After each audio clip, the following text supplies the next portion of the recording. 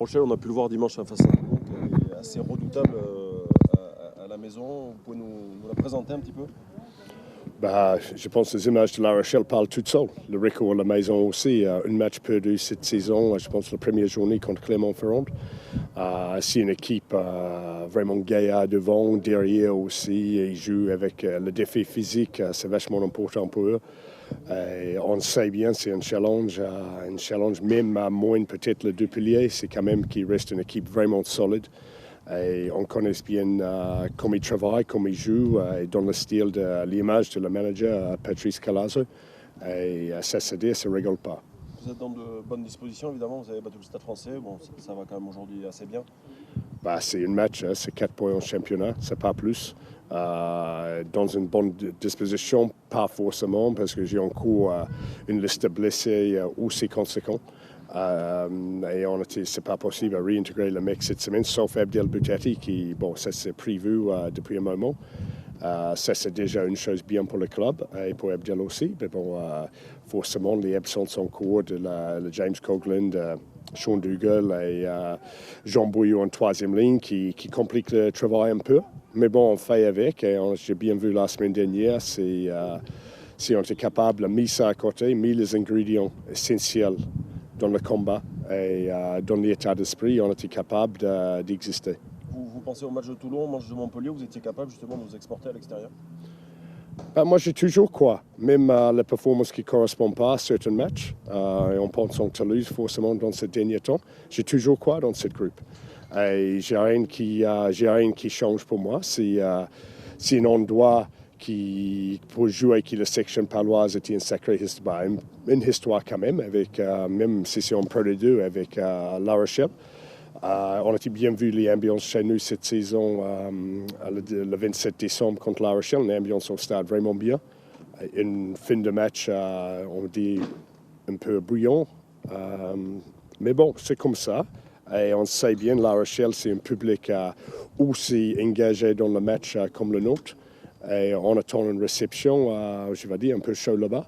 Nous, pour exister sur le terrain et pour montrer, encore une fois, qu'est-ce que la section paloise 2015 est capable de faire. Simon, justement, vous évoquez le match aller gagné, on sait comment à la fin, avec cet arbitrage. Vous pensez que ça va être un levier pour Patrice Colazo, pour motiver, s'il en avait besoin, encore un petit peu plus son équipe? Bon, Patrice va toujours trouver quelque chose. Ça, je connais bien Patrice et j'ai un respect énorme pour Patrice. Par rapport au travail qu'il fait, qu'est-ce qu'il construit dans ce club de La Rochelle. On voit un club qui vraiment progressé sur tout le plan et Patrice était au cœur de tout ça. Et je suis super content que son club progresse bien, mais bon, pas aussi bien de ça. Il va mettre un fessé pour nous ce week-end, j'espère. Mais bon, nous on est là pour monter aussi. On a notre place dans le top 14. Et le challenge, je dis la même chose chaque semaine, mais c'est un gros challenge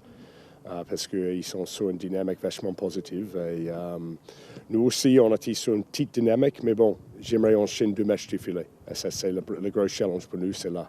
Justement, Simon, un petit mot sur le classement. On parle souvent tout le temps même d'Agen et d'Oyonnax pour la descente, une minute à 3. Est-ce que vous, aujourd'hui, avec la victoire face au Stade Français, est-ce que vous pensez qu'ils sont aussi dans cette galère, dans cette barque pour ne pas descendre?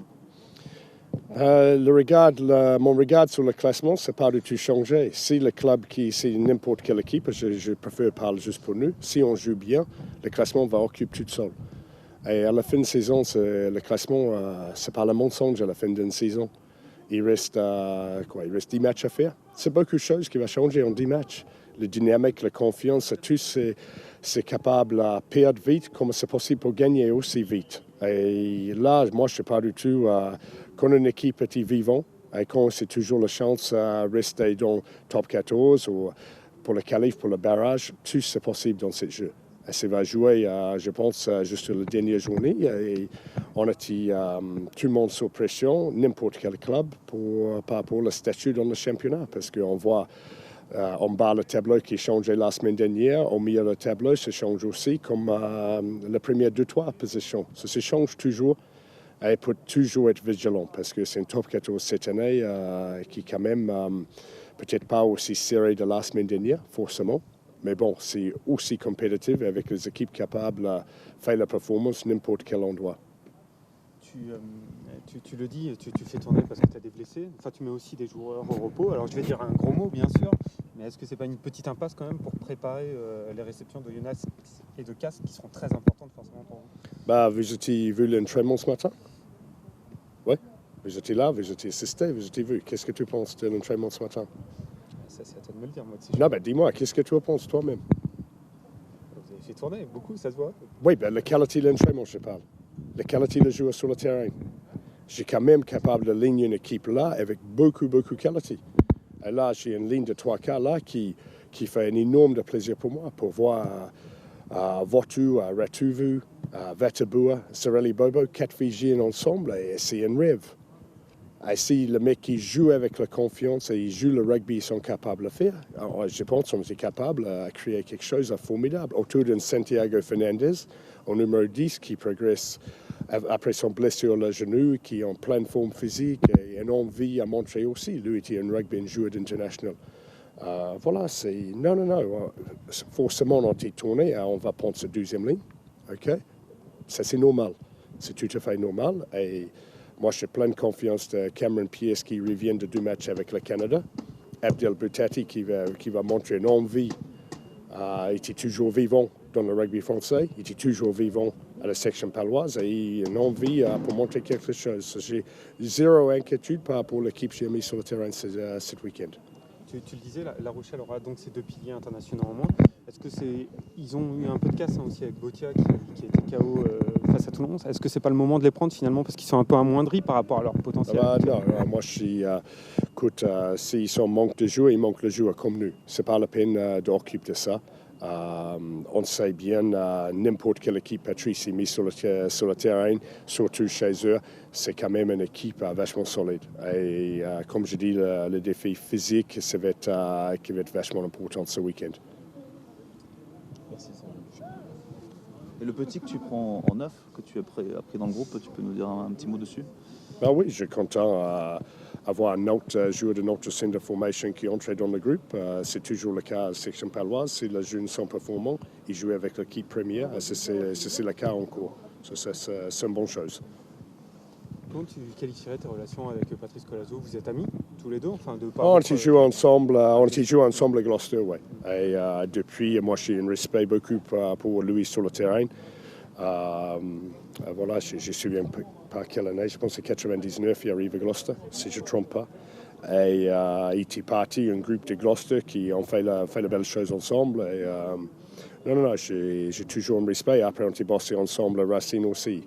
Lui était joueur, après il bascule sur un train les espoirs, on a partagé beaucoup par rapport à notre philosophie sur le rugby et tout ça. C'est différent, non, vos philosophies sur le rugby, non? Oui, forcément, mais bon, comme Patrice, comme moi, ça passe par une manière, ça c'est le travail. Et même si Patrice était une autre vision par rapport à la puissance de vent et tout ça, ça c'est son marque de fabrique, on va dire. Mais bon, il était personnalité tour dans sa philosophie de rugby. C'est comment on travaille, c'est le plus important. Je sais, Patrice, il fait le bon boulot là-bas et je suis content pour lui.